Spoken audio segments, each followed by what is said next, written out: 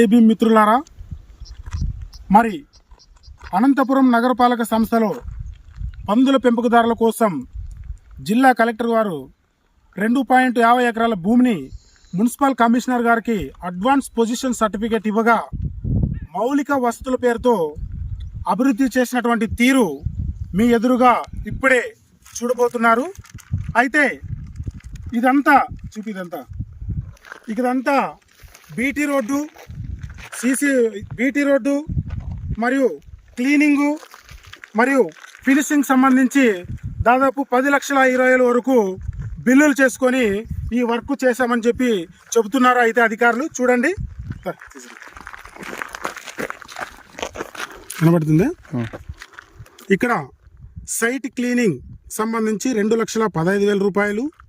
అయితే BT road gravel feeling సంబంధించి 7,36,000 మరియు అదేవిధంగా ఫినిషింగ్ సంబంధించి 74,465 రూపాయలు.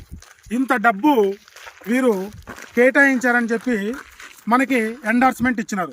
అయితే చూడండి ఫ్రెండ్స్, ఇదంతా ఇక్కడ ఎటైనా బీటీ రోడ్లు వేసినట్టు కానీ, లేకుంటే ఫినిషింగ్ వేసినట్లు కానీ, లేకుంటే మరి ఏ ఇతర మౌలిక సదుపాయాలకు సంబంధించి పని చేసినట్లు ఎటువంటి ఆధారాలు ఉంటే మీరే చూడండి. మున్సిపల్ అధికారులు గిరిజనులు ఏం చేయలేరు, వాళ్ళకి ఏం తెలియదు, అజ్ఞానులనే దురుద్దేశంతోనే పని చేయకపోయినా చేసినట్టు చూపించి 10 లక్షల వరకు ఈరోజు అవినీతి అక్రమాలకు పాల్పడడం జరిగింది. కాబట్టి కమిషనర్ గారు వచ్చినప్పటి నుంచి దాదాపు 7 నెలలు అవుతున్నా కూడా ఎన్నిసార్లు ఆయనకి అర్జీలు ఇచ్చుకున్నా, జిల్లా కలెక్టర్ గారికి కూడా విన్నవించుకున్నా కూడా ఎటువంటి స్పందన లేకపోవడం గిరిజనుల పట్ల వారి యొక్క చిత్తశుద్ధి ఎలా ఉందో అని చెప్పి మనం తెలియజేయవచ్చు. చూడండి, కంపలన్నీ పెరిగిపోయినాయి, గడ్డి పెరిగిపోయింది. ఇక్కడ ఎక్కడ బీటీ రోడ్ వేశారు, ఎక్కడ ఫినిషింగ్ వేశారని చెప్పి మేము గిరిజన సామాజిక వర్గం నుంచి ప్రశ్నిస్తున్నాం. కాబట్టి ఇప్పటికైనా కల్లిబొల్లి మాటలు పక్కన పెట్టి గిరిజనులకు సంబంధించినటువంటి ఇక్కడ మౌలిక వసతులు కల్పించాలని చెప్పి డిమాండ్ చేస్తున్నాం. లేదంటే దీనిపైన హైకోర్టుకైనా వెళ్ళి ఈ మున్సిపాలిటీ అధికారులు చేసినటువంటి అవినీతి అక్రమాలపైన మేము ఎంత దూరమైనా వెళ్ళడానికి సిద్ధంగా ఉన్నాం చెప్పి మున్సిపాలిటీ అధికారుల నిర్లక్ష్యం వలన ఈరోజు ఎంతటి దుస్థితికి గిరిజనులకు కేటాయించినటువంటి భూమి ఎలా మట్టి దోపిడీకి గురైందో చూడండి. ఇక్కడ తీసుకురా మిత్రమా, ఇది గిరిజనులకు సంబంధించి పందుల పెంపకదారుల కోసం మౌలిక వసతులు మరియు ఇంటి పట్టాలు కేటాయించాలనేటువంటి కలెక్టర్ గారు ఇచ్చిన ఆదేశాల మేరకు ఇచ్చినటువంటి భూమి ఇది.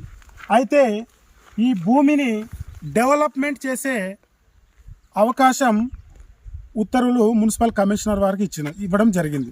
అయితే మున్సిపల్ కమిషనర్ గారు ఏం చేశారు చూడండి, ఇలా కంపులు పేరుకుపోయి, గడ్డి పేరుకుపోయి నిరుపయోగంగా ప్రజలకు కానీ ఎవరికైనా కూడా ఎటువంటి ఉపయోగం లేకుండా నిరుపయోగంగా మిగిలిపోవడం జరిగింది.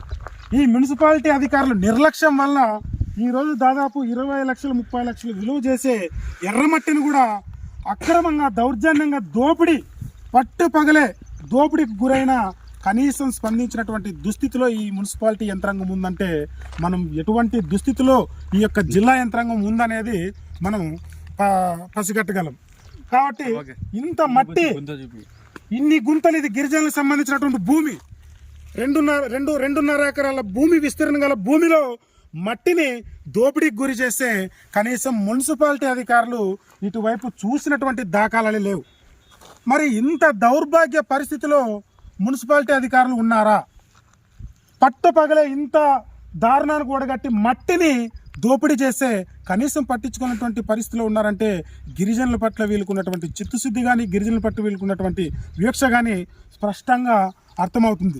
దీనిపైన గిరిజన సామాజిక వర్గం మొత్తం ఏకమై మున్సిపాలిటీ అవినీతి అక్రమాలను ఎండగడుతూ వారి యొక్క నిర్లక్ష్యం వల్లే ఈరోజు మా భూమి దౌర్జన్యానికి గురై మట్టి దోపిడీకి గురైందని చెప్పి మేము ఆవేదన వ్యక్తం చేస్తున్నాం.